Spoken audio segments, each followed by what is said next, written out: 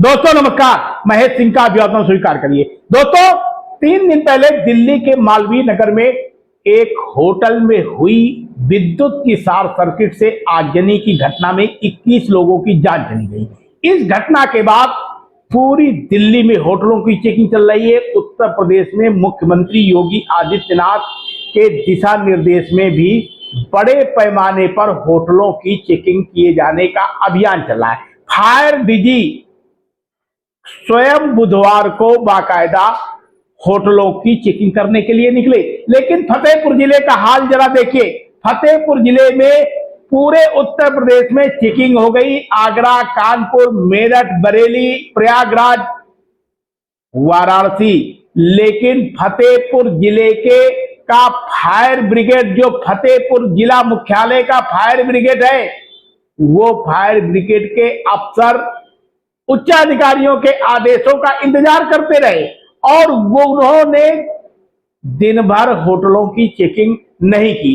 शाम को वो होटलों की चेकिंग करने के लिए निकले और 9:30 बजे के आसपास उनका प्रेस नोट भी जारी हो गया, जिसमें उन्होंने बताया कि होटलों में अग्निशमन संयंत्र चेक किए गए, बाकायदे एग्जैक्ट का स्थान चेक किया गया। इतना ही नहीं, उनको प्रशिक्षण भी दिया गया, साथ में सारी व्यवस्थाएं भी देख ली गई। अब जरा समझिए कितनी जल्दी सारा सब कुछ कर लिया गया। ये इसे औपचारिकता कहेंगे या फिर फायर ब्रिगेड के अफसरों की बड़ी लापरवाही। दर्शकों, हम आपको बताएं, फतेहपुर जिला मुख्यालय में पिछले 10 वर्षों के अंतराल में होटलों का बड़ा व्यापार हुआ है। रेस्टोरेंट और होटल, ठहरने के लिए होटल, बड़ा व्यापार हुआ है। और बड़ा व्यापार इस कदर से हुआ है दर्शकों कि मौजूदा समय में तकरीबन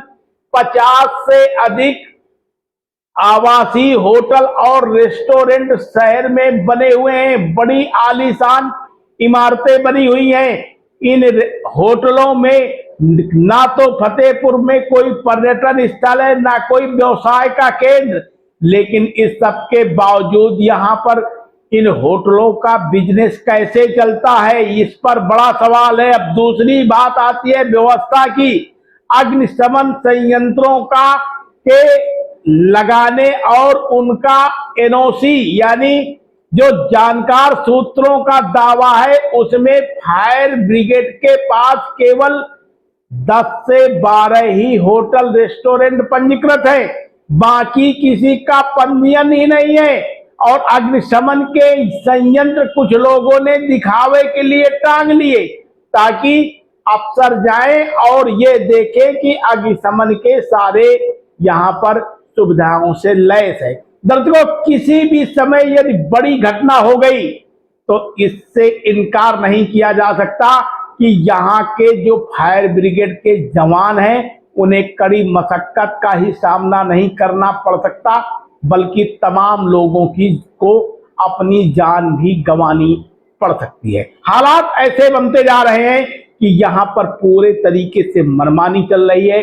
होटल का व्यापार पूरे तरीके से मनमाने तरीके से चल रहा है और इनकी कोई दरें भी निर्धारित नहीं है। अब तो खास बात यह है कि ये जीएसटी की कितनी चोरी करते हैं, इसका भी आंकलन अब विभाग को करना चाहिए। सबसे खास बात यह है कि इनके इनकम ऑफ स्रोत क्या है।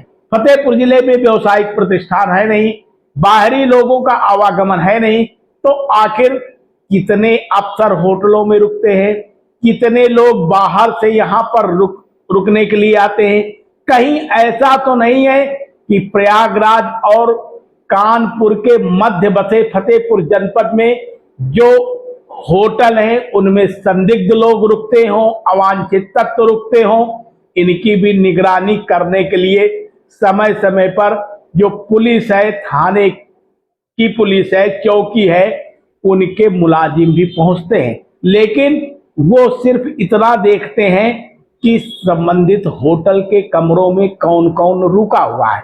बहुत होता है तलाशी ले लेते हैं, लेकिन दर्शकों, ये सब मैनेजमेंट की सेटिंग गेटिंग पर भी निर्भर होता है और कहीं पर कोई भी ऐसी स्थितियां नहीं होती हैं। लोगों के का तो यहां तक दावा है कि कई होटल ऐसे हैं जो एक ही नाम से कई सालों से उनके यहां कमरे बुक हैं और उन होटलों में कब कौन रुकता है कब नहीं रुकता है यह कोई भी पूछने वाला नहीं है। अब इतना सब होने के बाद आखिर ये अभियान क्यों नहीं चलाया जा पा रहा है, इस पर तमाम सवाल खड़े हैं। एक तरीके से ये कहा जाए कि फतेहपुर जिले में जो होटल और रेस्टोरेंट चल रहे हैं वो पूरे तरीके से मानकों। तो दर्शकों बने रहिए सबक समाचार में, फिर मिलते हैं हम किसी अगले बुलेटिन में। बहुत बहुत धन्यवाद। आप देख रहे हैं शपथ समाचार।